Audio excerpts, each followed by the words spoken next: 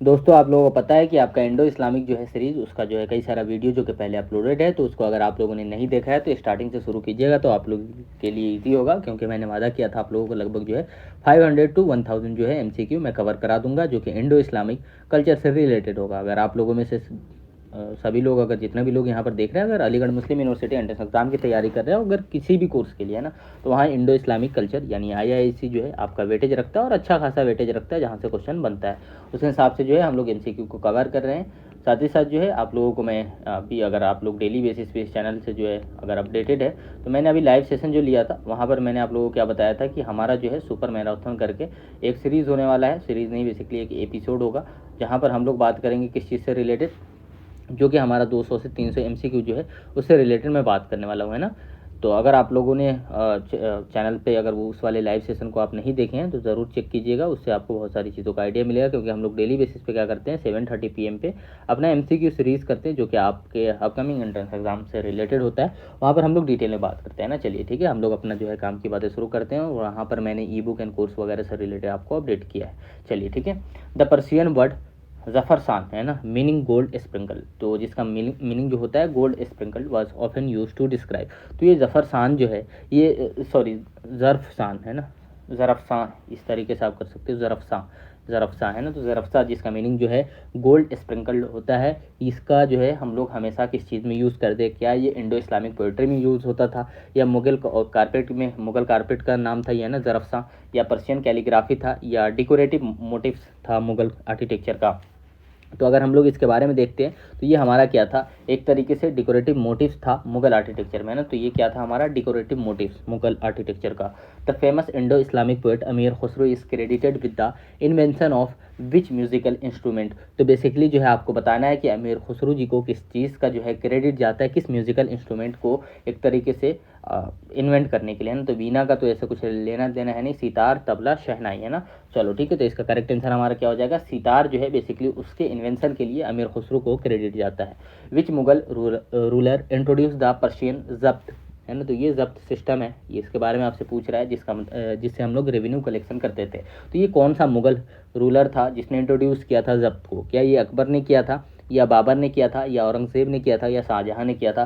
तो इसका correct answer आपका क्या हो जाएगा, अकबर जो है ये एक तरीके से पर्शियन रेवेन्यू कलेक्शन का जो सिस्टम था जब्त, उसको जो है इंट्रोड्यूस किया था। The Indo Islamic painting technique of तस्किरा है ना, तस्किरा रेफर्स टू। तो ये तस्किरा जो है बेसिकली किस चीज़ से रिलेटेड है, ये आपको बताना है। क्या ये एक मिनिएचर पेंटिंग था, या गोल्ड फाइलिंग ऑन पेंटिंग था, या डेकोरेटिव वॉल पेंटिंग था, ये बायोग्राफिकल स्केचेस था, क्या था ये आपको बताना है तस्किरा। तो तस्किरा जो था बेसिकली बायोग्राफिकल स्केचेस जो होता था उसको जो है इंडो इस्लामिक पेंटिंग में हम लोग तस्किरा के नाम से जानते थे। In the Urdu language develop as a result of the interaction between which two languages group. तो बेसिकली जो है उर्दू लैंग्वेज जो है कौन से दो लैंग्वेज के इंटरेक्शन के वजह से बेसिकली बनता है, तमिल एंड अरबिक। ये बताना है क्या ये संस्कृत और पर्शियन, या पर्शियन एंड तर्किश, या हिंदी एंड पर्शियन, किसके वजह से जो उर्दू निकल के आता है। तो हिंदी एंड पर्शियन जो है यहाँ पर जो है ये आंसर मुझे गलत लग रहा है ना, तो आप लोग इसको जरूर चेकआउट कीजिएगा। ये पर्शियन एंड तर्किश हो सकता है ना, तो इसको जरूर चेकआउट कीजिएगा। चलिए ठीक है, अगला क्वेश्चन है Indo Islamic culture influence the development of which classical dance form. तो इंडो इस्लामिक कल्चर जो है इन्फ्लुएंस था किस क्लासिकल डांस फॉर्म से, क्या ये कथक से था, भरतनाट्यम से था, या कथकली से था, या मणिपुरी से। तो इंडो इस्लामिक कल्चर इन्फ्लुएंस जो है हम लोग देखते हैं तो कथक से थोड़ी देर के लिए समझ में आता है ना। चलो ठीक है, तो ये जो है इसका करेक्ट आंसर हो जाएगा, क्योंकि अकॉर्डिंग टू ऑप्शन जाते हैं। तो द कॉन्सेप्ट ऑफ दीवाने खास hall of private audience in Mughal architecture was inspired by.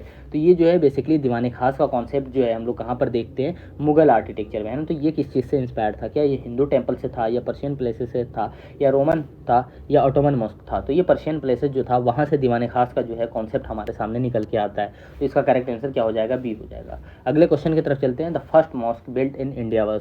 तो आप लोगों को पता है कि इंडिया का पहला मस्जिद जो था कुव्वतुल इस्लाम मस्जिद जो था वो इंडिया का पहला मस्जिद है। The Mughal emperor who compiled the Persian text पद पदशाहनामा है ना। तो पदशाहनामा जो है ये किसने कंपाइल किया था मुगल एम्पायर में, ये आपको बताना है। बाबर ने किया था, या अकबर ने, या जहांगीर ने, या शाहजहां ने। तो इसका करेक्ट आंसर क्या हो जाएगा, शाहजहां, जो कि पदशाहनामा जो है उसको कंपाइल किया था।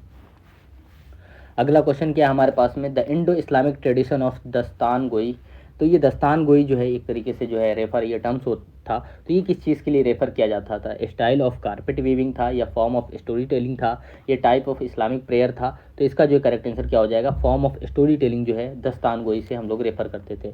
The famous Indo Islamic tradition of ताजदार है ना, तो ये ताजदार जो है ये किस चीज़ को रेफर किया जाता था? ये एक टाइप ऑफ मुगल ज्वेलरी था, या रॉयल टाइटल था जिसका मतलब क्राउन वन, या टाइप ऑफ सिल्क फैब्रिक था, या मुगल कोर्ट ऑफिशियल? क्या था ताजदार का मतलब? तो royal title meaning crown one है ना, जिसको जो है बेसिकली ताज पहनाया जाता था, उसके लिए जो है ये ताजदार बोला जाता था, है ना। The Indo Islamic tradition of मश्क, ये जो है इंडो इस्लामिक ट्रेडिशन में मश्क जो है रिलेटेड टू, तो मश्क किस चीज़ से रिलेटेड था? कैलीग्राफी प्रैक्टिस था, या रिलीजियस प्रेयर था, या सूफी पोएट्री था, या टेक्सटाइल प्रिंटिंग था? तो इसका करेक्ट आंसर जो है कैलीग्राफी प्रैक्टिस जो है मश्क को बोला जाता था, है ना।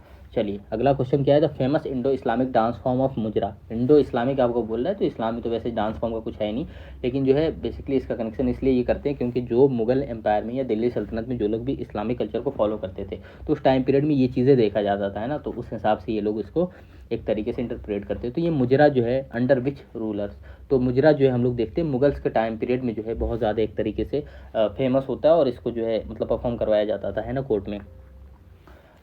चलो ठीक है। How many Muslim participated in battle of बदर, तो बैटल ऑफ बदर में जो है कितने मुस्लिम पार्टिसिपेट किए थे ये आपको बताना है, तो 313 जो है इसका करेक्ट आंसर है। Battle of उहुद took place in which year, तो बैटल ऑफ उहुद जो है जंग उहुद कब हुआ था? तो सन 2 हिजरी जो है इसका, सॉरी सन 3 हिजरी जो है इसका, 3 हिजरी जो है करेक्ट आंसर हो जाएगा बी।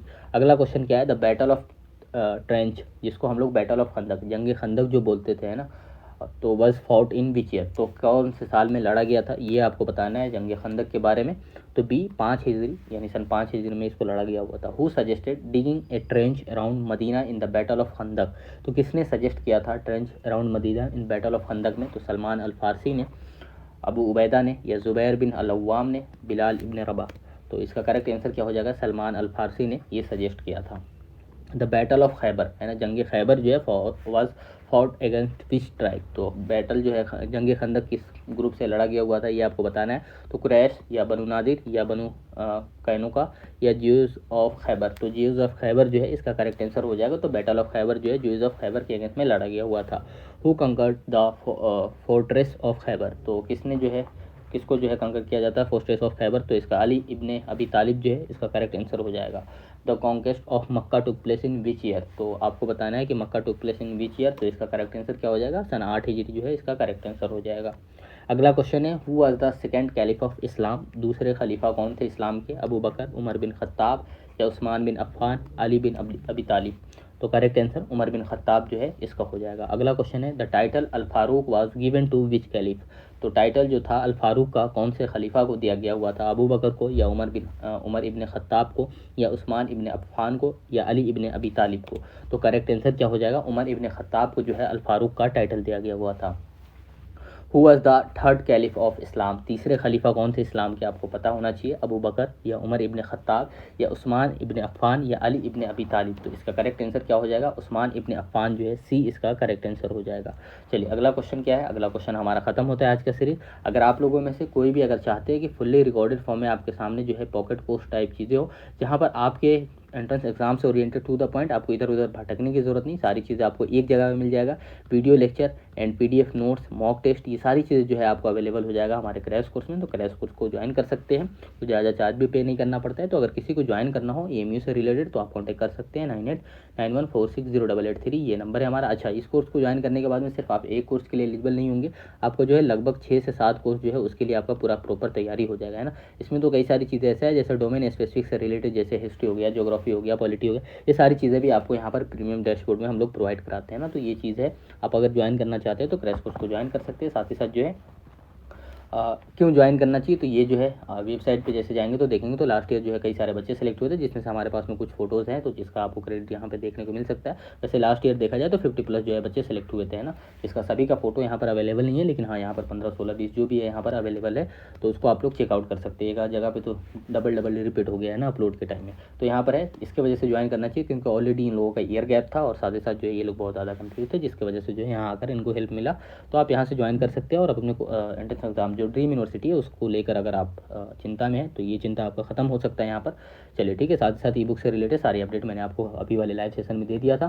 तो कोर्स ज्वाइन करना है तो मैं आपको सजेस्ट करूँगा, अगर आपका बोर्ड है तब भी आप वेट मत कीजिए, अगर आपका ईयर गैप है तब भी आप कॉन्फिडेंस में ये मत रहो ओवर कॉन्फिडेंस में कि आप कर लोगे चीज़ों को, क्योंकि आप सबसे ज़्यादा नुकसान अपना करवाते हो करंट जीके जीएस में, और वो मुझे पता है कि किस तरीके से आप लोग अपना नुकसान करवाते हो, क्योंकि एक जो है ट्रेडिशनल वे जो है उसको आप फॉलो करते हुए चले जाते हो weekly and monthly current affair करके, फिर वही दिक्कत होता है आपके साथ में। एंट्रेंस एग्जाम में क्वेश्चन आता है, फिर वो इंट्रोड्यूस हो जाती है नई चीज़ें और आप उसको टैकल नहीं कर पाते, फिर वहाँ 2-4 नंबर से आप रह जाते। तो वही मैं आपको सजेस्ट कर रहा हूँ कि ईयर गैप करने से बेहतर है, ऑलरेडी आपका अगर ईयर गैप है तो आप टाइम वेस्ट मत करो। अगर बोर्ड है तो आप इस चक्कर में मत रहो कि पहले बोर्ड कर लेंगे फिर ये करेंगे, अभी से आपको थोड़ा बहुत जो है टाइम देना चाहिए। चलिए ठीक है, डिस्क्रिप्शन बॉक्स में नंबर है, आप वहाँ से हमसे कॉन्टैक्ट कर सकते हैं। Thank you for watching everyone.